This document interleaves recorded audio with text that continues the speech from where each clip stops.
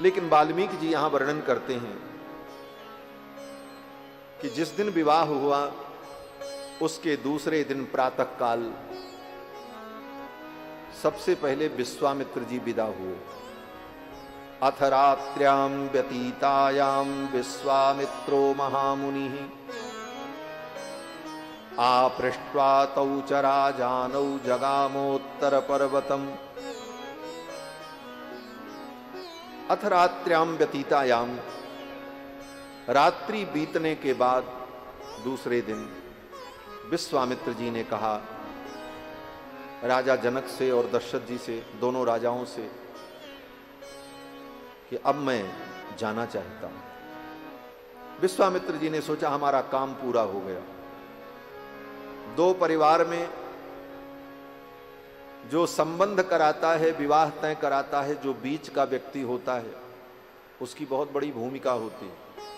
लेकिन उसकी भूमिका तब तक होती है जब तक विवाह हो न जाए। जब तक विवाह नहीं होता तब तक उसकी बात कन्या पक्ष के लोग भी मानते हैं, वर पक्ष के लोग भी मानते हैं, वो बिचौलिया जो होता है। लेकिन जब दोनों का ब्याह हो गया तब दोनों पक्ष के लोग आपस में ही बातें कर लेते हैं, उस तीसरे को पूछते ही नहीं महाराज, उसका कोई मतलब नहीं रह जाता। विश्वामित्र जी ने भी सोचा अब मेरा कोई प्रयोजन नहीं, श्री सीतारामचंद्र जी को मिला दिया, अब मेरा कार्य पूर्ण हो गया, अब मुझे चलना चाहिए। और विश्वामित्र जी दूसरे दिन सवेरे ही विदा हो गए। कहां गए? कहते हैं जगामोत्तर पर्वतम, उत्तर पर्वत हिमालय की ओर तपस्या करने के लिए विश्वामित्र जी चले।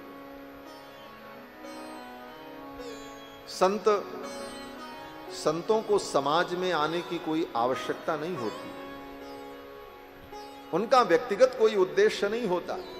उनके लिए तो हिमालय, नदियों का तट और तीर्थ ही निवास के लिए, सुख के लिए, जीवन के लिए पर्याप्त होता है। लेकिन जब समाज में कोई संकट आता है तभी संत समाज के बीच में आते हैं और मार्गदर्शन करते हैं, और जब काम संभल जाता है तो वो चले जाते हैं। विश्वामित्र जी भी राम जी को लेकर के आए, ताड़का का वध करवाया, मारीच सुबाहु को दंडित कराया, ऋषि मुनियों को सुखी किया, यज्ञ पूर्ण किया, और फिर राम जी को मिथिला में ला करके जानकी जी से मिला दिया। सुंदर जोड़ी बन गई और विश्वामित्र जी ने अपने कार्य को पूर्ण किया और तपस्या के लिए पुनः चले गए। जगामोत्तर पर्वतम। जब विश्वामित्र जी चले गए तो अब सबका मन होने लगा चलो अपने अपने घर। अब जैसे किसी के घर में ब्याह होता है तो बहुत से मेहमान आते हैं और बड़ी तैयारी से आते समय बड़ी खुशी होती है, खूब आते हैं आनंद से। लेकिन जब सारा कार्यक्रम संपन्न हो गया और एक व्यक्ति जाने लगा, गाड़ी में बैठने लगा, तो जो रुके हैं भले उनकी गाड़ी 2 घंटे बाद है, 4 घंटे बाद, लेकिन उनका मन घबराता, अब चलो भाई निकलो। एक जा रहा है तो सबका मन जाने को तैयार हो जाता। अब विश्वामित्र जी गए तो सबका मन, अब भाई चलो अब चलते हैं। यही संसार का नियम है, हानि लाभ प्रिय मिलन वियोगा। संसार में अगर आपको लाभ मिल रहा है तो लाभ लेते समय यह भी अपने मन को समझा लेना कि एक दिन कभी हानि भी होगी, उसकी भी तैयारी रखना। लाभ है तो हानि भी है इस दुनिया में। प्रिय मिलन वियोगा।